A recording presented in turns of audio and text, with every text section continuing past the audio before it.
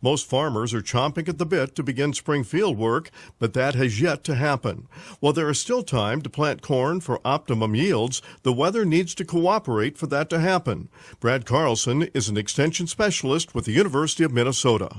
Well, I guess everybody just needs to be patient. I saw just a little bit of tillage going on here about a week or so ago. I think it might have been a little early. I'm kind of concerned you can do a lot of damage to soil structure and cause compaction issues if you're tilling too wet. I think we just need to be patient.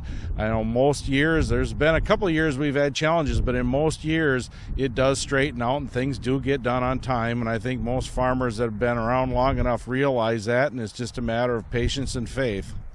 What are the optimum dates for planting corn and soybeans? Carlson explains for corn, the dates are fast approaching. What defines the growing season is only partially our planting date, but it's that early frost. And so in a lot of cases what happens if we end up planting later, then we're at risk for frost in early September. And so that's kind of a different issue. So we can still see optimum yields planting later in May, but then we've got that risk to contend with. The soil moisture situation is good to excessive in the state, but things can shape up quickly with good weather. The frost didn't go too deep in the soil this year, and so frost let loose. While there's still some places where there is some frost in spotty areas, but in general the frost is gone.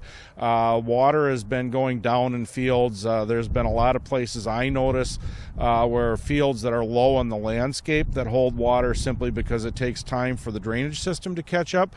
The water's been going down in those areas too. For farmers, you never know what curves Mother Nature is going to throw you. First things warmed up, and then just a week ago, a massive snowstorm across the region. Now things are melting. It's an interesting year. Farmers are optimistic they'll be in the field soon. This is Lynn Ketelsen reporting.